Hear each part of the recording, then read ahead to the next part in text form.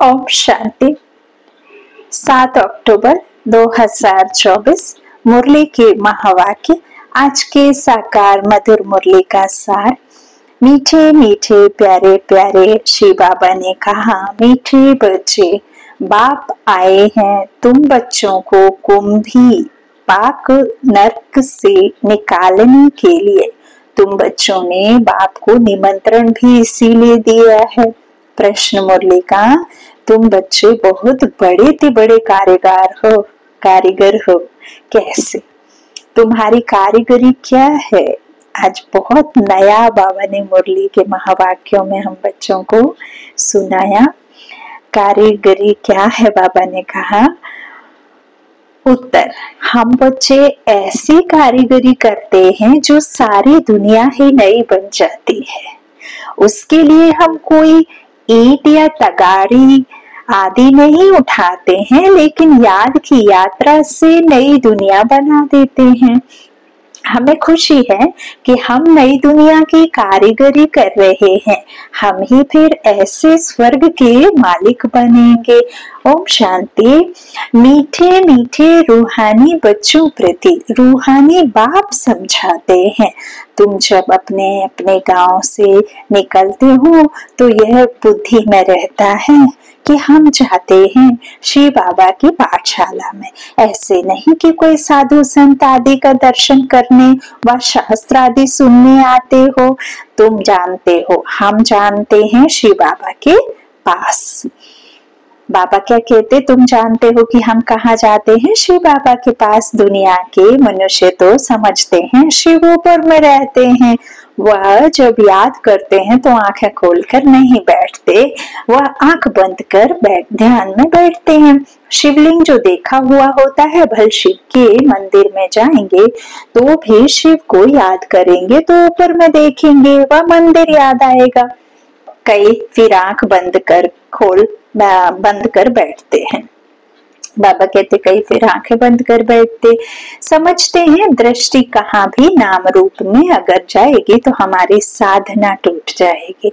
अभी तुम बच्चे जानते हो, हम भल श्री बाबा को याद करते थे। कोई श्री कृष्ण को याद करते, कोई राम को याद करते, कोई अपने गुरु को याद करते। गुरु का भी छोटा लॉकेट बनाकर पहनते हैं, गीता का भी इतना छोटा लॉकेट बनाकर पहनते हैं। भक्ति मार्ग में तो सब ऐसे ही हैं। घर बैठते भी याद करते हैं, याद में यात्रा करने भी जाते हैं। चित्र तो घर में रखकर पूजा कर सकते हैं, परंतु यह भी भक्ति की रस्म पड़ी हुई है। जन्म जन्मांतर यात्राओं पर जाते हैं, चारों धाम की यात्रा करते हैं। 4 धाम क्यों कहते हैं? West east north south. 4 धाम क्यों कहते हैं?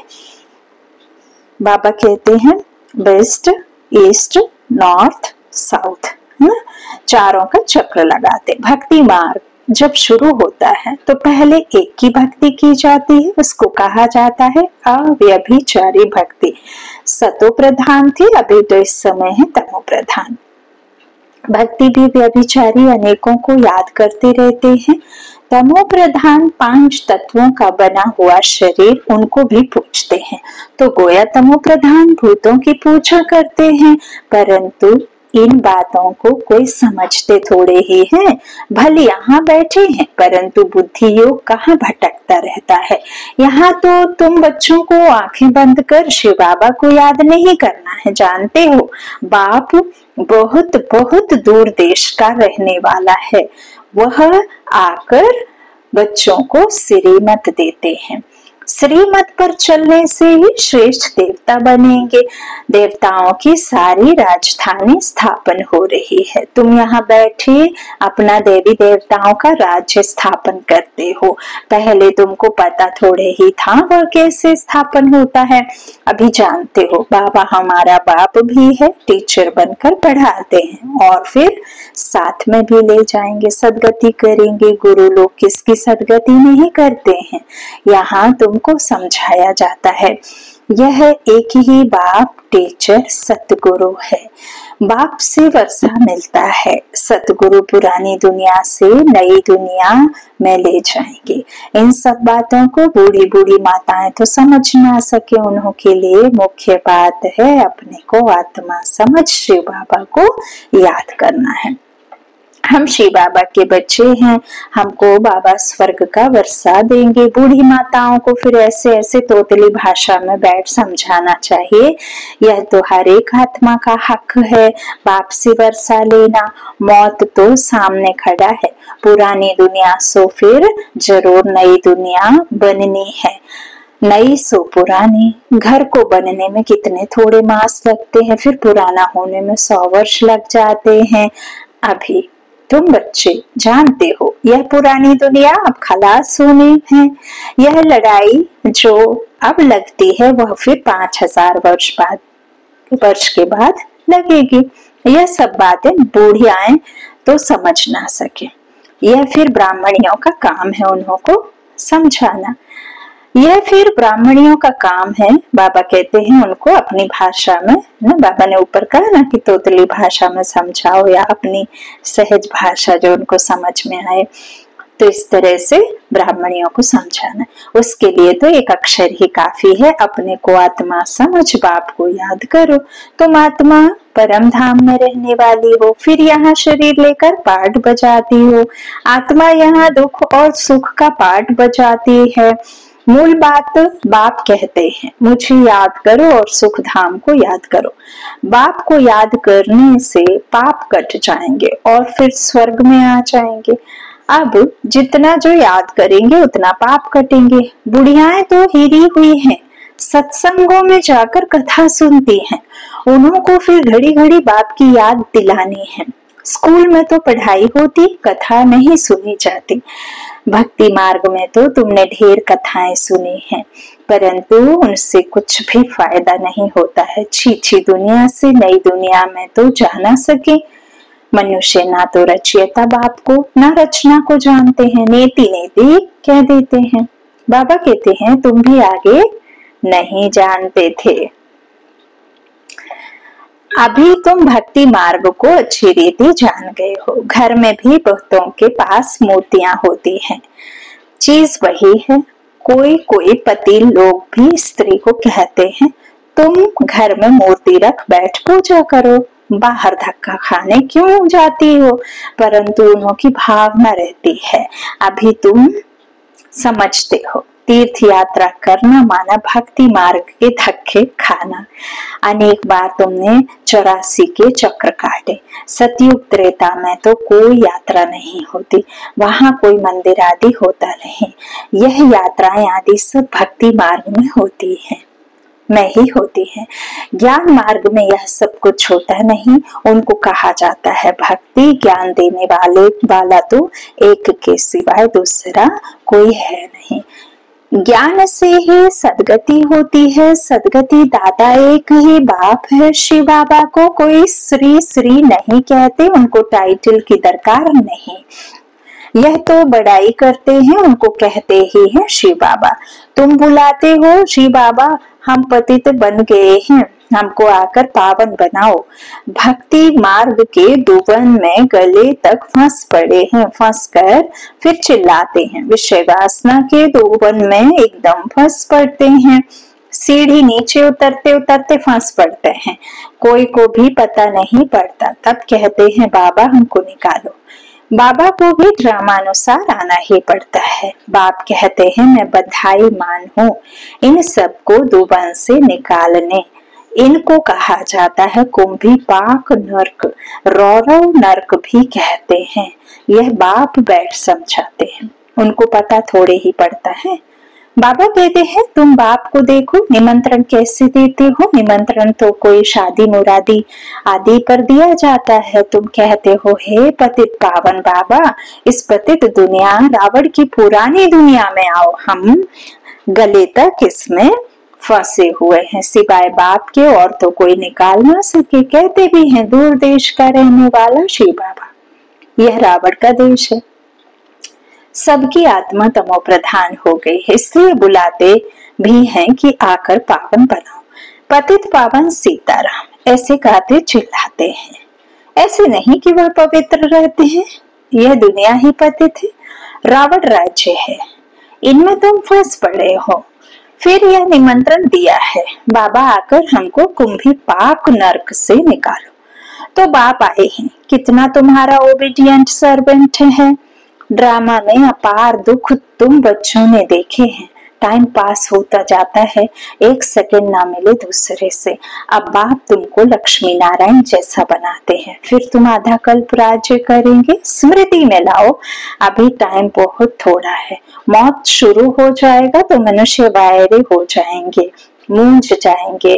थोड़े समय में क्या हो जाएगा, कहीं तो ठका सुनकर भी हार्ट फेल हो जाएंगे, मरेंगे ऐसे जो बात मत पूछो। ढेर बूढ़ी माताएं आई हैं, बेचारी कुछ भी समझ ना सके। जैसे तीर्थों पर जाते हैं ना, तो एक दो को देख तैयार हो पड़ते हैं, हम भी चलते हैं। ऐसे आती है ना माताएं ज्यादातर, चलो घर में बहू बेटे हैं, काम करने वाले हैं, बच्चों को इसी बहाने खेल भी हो जाएगा और जा करके फिर हम जहाँ जा रहे हो हम भी चलेंगे। तो बाबा देखो कहते हैं कि पहले सबसे पहले नब्ज देखो कि उनको किस बात का जरूरी है और क्या रोग है, उसकी दवा देनी है। तो बाबा कहते हैं तभी फिर हम दवा देंगे। किसी को फीवर है, आप सर्दी की दवा दोगे तो उसकी फीवर ठीक नहीं होगी ना। तो ऐसे ही बाबा कहते हैं पहले नफ्स देखो, फिर उसे समझाओ, बाप का परिचय दो, उसको किस बात के लिए परिचय चाहिए, किस बात के लिए वो भगवान को पुकार रहे हैं, उनको क्या कमी है, जिस कमी को वो पूरा करना चाहते हैं ना। तो उस हिसाब से बाबा ने तो ये भी कहा कि सेवा के लिए आप सिविल ड्रेस में जाकर के मंदिरों में जाएं, पूछें कि आप लक्ष्मी नारायण की पूजा करते हैं तो इनको ऐसा किसने बनाया, कौन इसके माता पिता हैं, कब ये ऐसे आए थे बने थे। तो इस तरह से बाबा पूछते हैं। बाबा कहते हैं अभी तुम जानते हो भक्ति मार्ग के तीर्थ यात्रा का अर्थ ही है नीचे उतरना, तमो प्रधान बनना। बड़े ते बड़ी यात्रा तुम्हारी यह है जो तुम पतित दुनिया से पावन दुनिया में जाते हो। तो बाबा कहते तुम्हारी ये बहुत बड़े ते बड़ी यात्रा है जिसमें तुम पतित से पावन दुनिया में जाते हो। तो इन बच्चियों को कुछ तो शिव बाबा की याद दिलाते रहो। शिव बाबा का नाम याद है, थोड़ा बहुत सुनती हैं तो स्वर्ग में आएंगे। यह फल बाबा कहते हैं, यह फल जरूर मिलना है। बाकी पद तो है पढ़ाई से, उसमें बहुत फर्क पड़ जाता है। ऊंचते ऊंच फिर कम से कम रात दिन का फर्क पड़ जाता है। कहाँ प्राइम मिनिस्टर, कहाँ नौकर चाकर। तो वहां भी तो बाबा कहते हैं लक्ष्मी नारायण से तो डिनाइस्टी नहीं चलेगी, है ना। जब बाबा कहते हैं 8 डिनाइस्टी होंगी, है ना, तो 8 प्रिंस प्रिंसेस होंगे ना।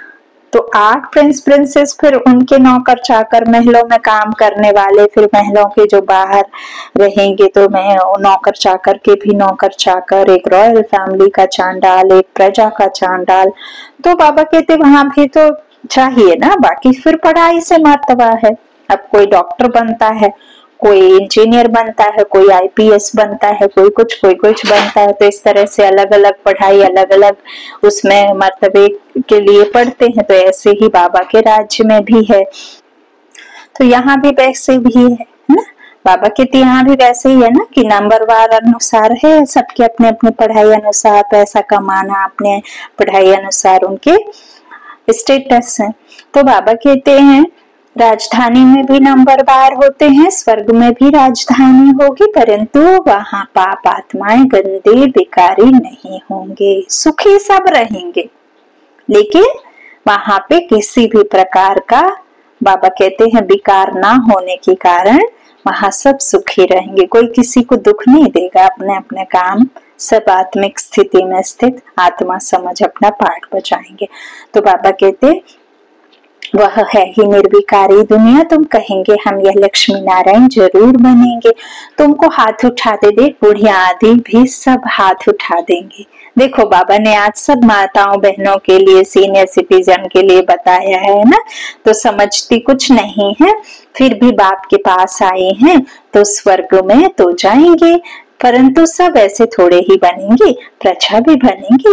बाप कहते हैं मैं गरीब निवाज हूँ, तो बाबा गरीबों को देख खुश होते हैं। भल कितना भी बड़े ते बड़े साहूकार पद्मपति हैं, उनसे भी यह उच्च पद पाएंगे। भले यहाँ कोई कितना भी ऊंच समझे खुद को, लेकिन आप जो स्वर्ग में पद पाएंगे कितना भी छोटा पद होगा, लेकिन इस दुनिया से तो बड़ा ही पद होगा ना। तो बाबा कहते हैं, और वो भी कितने जन्म के लिए, 21 जन्मों के लिए, यह भी अच्छा है। बुढ़िया जब आती हैं तो बाप को खुशी होती है, फिर भी श्री कृष्णपुरी में तो जाएंगे ना। यह है रावणपुरी। जो अच्छी रीति पढ़ेंगे तो श्री कृष्ण को भी गोद में झुलाएंगे। प्रजा थोड़े ही अंदर आ सकेगी, वह तो कभी करके दीदार करेगी। जैसे पॉप दीदार कराते हैं खिड़की से, लाखों आकर इकट्ठे होते हैं दर्शन करने, परंतु उनका हम क्या दीदार करें। एवर पावन तो एक ही बाप है जो तुमको आकर पावन बनाते हैं, सारे विश्व को सतो प्रधान बनाते हैं। वहां यह 5 भूत रहेंगे नहीं, 5 तत्व भी सतो प्रधान बन जाते हैं, तुम्हारे गुलाम बन जाते हैं। प्रकृति तुम्हारी दासी बन जाती है, यहाँ तुम प्रकृति के दास हो, है ना। तो बाबा कहते कभी भी ऐसी गर्मी नहीं होगी जो नुकसान हो जाए। बाबा ने इसके पहले भी अपने इसमें महावाक्यों में कहा है कि सदा जैसा हमारे यहाँ जो बसंत ऋतु होता है ना, ऐसा मौसम होगा वहां पे। ना 5 तत्व तकलीफ देंगे और ना कोई एक दूसरे को तकलीफ देगा। वाह रे भाग्य, वाह रे बाबा, वाह वाह ड्रामा, वाह ना, क्या भाग्य लेकर हम आत्माएं बाबा के बच्चे बने हैं, जरा सोचो। तो वही आकर फिर सबको पावन बनाते हैं, सारे विश्व को सतो प्रधान बनाते हैं। वहां तो बाबा कहते हैं ये 5 भूत रहेंगे नहीं, 5 तत्व भी सतो प्रधान बन जाएंगे ना। बाबा कहते हैं तुम्हारे को ये सब फिर क्या करेंगे, सुख देंगे। कभी भी ऐसी गर्मी नहीं होगी जो नुकसान हो जाए। 5 तत्व भी कायदे अनुसार चलते हैं, मर्यादा होती है उनकी भी। अकाले मृत्यु नहीं होती। अभी तुम स्वर्ग में चलते हो तो नरक से बुद्धि योग निकाल लेना चाहिए। वहां किसी का किसी भी प्रकार से कोई एक्सीडेंट नहीं होगा, छोटी उम्र में शरीर नहीं छूटेगा, कोई विधवा नहीं होगा, कोई दुखी नहीं होगा, कोई भूखा नहीं रहेगा, कोई किसी को 15 किसी को 2 किसी को बिल्कुल भी नहीं, ऐसे कोई बच्चे वाले ऐसे माता पिता नहीं रहेंगे। सबके घर में एक बेटा एक बेटी जरूर होगा, है ना। बाबा कहते तो योग में तो इतना ही पावर रहेगा। अब यहाँ विकारों में तो देखो कितना कुछ चलता है, तो वहां पे सुख ही सुख है। कोई अप्राप्त वस्तु नहीं, ऐसी एक दुनिया है, वो है हमारी 100 सुखों वाली सतयुगी दुनिया, निर्विकारी दुनिया। बाबा कहते हैं अकाली मृत्यु नहीं होती। अभी तुम स्वर्ग में चलते हो तो नरक से अपना क्या करो, मोह बुद्धि योग निकाल दो। जैसे नया मकान बनाते हैं तो पुराने से बुद्धि हट जाती है, बुद्धि नए में चली जाती है। यह फिर है बेहद की बात। नई दुनिया की स्थापना हो रही है, पुरानी का विनाश होना है। तुम हो नई दुनिया स्वर्ग बनाने वाले, तुम बहुत अच्छे कारीगर हो। याद की यात्रा से नई दुनिया स्वर्ग बनाते हो, थोड़ा भी याद करो तो स्वर्ग में आ जाएंगे। तुम गुप्त वेश में अपना स्वर्ग बना रहे हो, जानते हो हम इस शरीर को छोड़ फिर जाकर स्वर्ग में निवास करेंगे। तो बाबा कहते हैं ऐसे बेहद के बाप को भूलना नहीं चाहिए। अभी तुम स्वर्ग में जाने के लिए पढ़ रहे हो, अपनी राजधानी स्थापन करने के लिए पुरुषार्थ कर रहे हो। यह रावण की राजधानी खलास हो जाएगी, हो जानी है तो अंदर में कितनी खुशी होनी चाहिए। हमने यह स्वर्ग तो अनेक बार बनाया है, राजाई ली फिर गंवाई है, यह भी याद करो तो बहुत अच्छा। हम स्वर्ग के मालिक थे, बाप ने हमको ऐसा बनाया था। बाप को याद करो तो तुम्हारे पाप भस्म होंगे। कितना सहज रीति, तुम स्वर्ग की स्थापना कर रहे हो। पुरानी दुनिया के विनाश के लिए कितनी चीजें निकलती रहती हैं। देखो, कुदरती आपदाएं, मूसल, मिसाइल्स, है ना, मूसल मतलब मिसाइल्स, बॉम्ब, और ये सब जो भी विनाश के लिए तैयारी है, सामग्री बनाया है, उसका बाबा ने मूसल का। तो आदि द्वारा सारी पुरानी दुनिया खत्म होगी। अब बाप आए हैं तुमको श्रेष्ठ मत देने, श्रेष्ठ स्वर्ग की स्थापना करने। अनेक बार तुमने यह स्थापना की है तो बुद्धि में याद रखना चाहिए। अनेक बार राज्य लिया फिर गंवाया है, यह बुद्धि में चलता रहे और एक दो को भी यह बातें सुनाओ। बाबा कहते हैं दुनियावी बातों में समय नहीं गंवाना चाहिए। बाप को याद करो, स्वदर्शन चक्रधारी बनो, स्वा का दर्शन। आत्मा के 84 चक्र है ना, 84 का चक्र घुमाओ। 5 स्वरूपों का क्या करो, अध्ययन करो, है ना। आदि मध्य अंत का ड्रामा कैसे बाबा ने हमें सुनाया। तो इससे क्या होगा, आपका जो व्यर्थ संकल्प है वो खत्म होकर ये इन संकल्पों में आप टिके रहेंगे, है ना। तो स्वदर्शन चक्रधारी बनो। यहाँ बच्चों को अच्छी रीति सुनकर फिर बहुत उगारना है।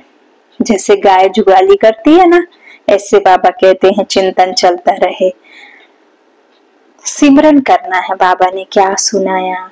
श्री बाबा और वर्षे को तो जरूर याद करना चाहिए। बाप हथेली पर बहिष्ट ले आए हैं, पवित्र भी बनना है।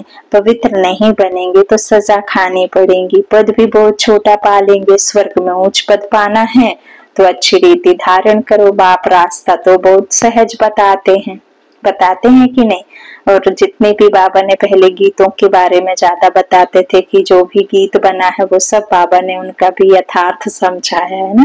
कितना प्यारा एक बहुत पुराना सा सॉन्ग है, तुमने पुकारा और हम चले आए रे, है ना। स्वर्ग हथेली पर ले आए रे, बाबा गाना गाते हैं ना। तो बाबा कहते हैं अच्छा मीठे मीठे सिक्के लधे बच्चों प्रति माता पिता बाप दादा का याद प्यार और गुड मॉर्निंग। रूहानी बाप की रूहानी बच्चों को नमस्ते। हम रूहानी बच्चों की रूहानी माता पिता बाप दादा को याद प्यार और गुड मॉर्निंग। शुक्रिया बाबा, शुक्रिया। धारणा के लिए मुख्य सार, पहला बाबा ने कहा बाप जो सुनाते हैं उसे अच्छी तरह सुनकर फिर उगारना है। दुनियावी बातों में अपना समय नहीं गंवाना है। दूसरा, बाप की याद में आंखें बंद करके नहीं बैठना है। श्री कृष्ण की राजधानी में आने के लिए पढ़ाई अच्छी रीति पढ़नी है। वरदान है मन बुद्धि को झमेलों से किनारे कर मिलन मेला मनाने वाले झमेला मुक्त भव। कई बच्चे सोचते हैं यह झमेला पूरा होगा तो हमारी अवस्था व सेवा अच्छी हो जाएगी, लेकिन झमेले पहाड़ के समान है। पहाड़ नहीं हटेगा, लेकिन जहाँ झमेला हो वहां अपने मन बुद्धि को किनारे कर लो या उड़ती कला के झमेलों से पहाड़ के भी ऊपर चले जाओ। चिड़िया क्या करती है, कौवा क्या करता, पक्षी जब उनके सामने कोई पहाड़ या कोई भी किसी तरह का आड़े कोई चीज आती है तो क्या वो वहीं रह जाते हैं, बल्कि वो अपनी उड़ान को और ऊंचाई दे देते हैं, है ना। तो वो पहाड़ छोटा और उड़ने की कला बड़ी हो जाती है। तो ऐसे ही बाबा ने हमें देखो कितनी बड़ी कला दी है उड़ने की, है ना। तो तुम भी उड़ जाओ। तो बाबा कहते हैं इस तरह से उड़ती कला के झमेले के पहाड़ के भी ऊपर चले जाओ तो पहाड़ भी आपको सहज अनुभव होगा।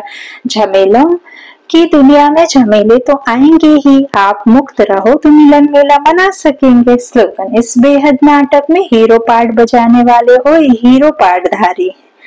इस बेहद नाटक में हीरो पार्ट बजाने वाले ही हीरो पार्टधारी हैं, ना। अच्छा, ओम शांति।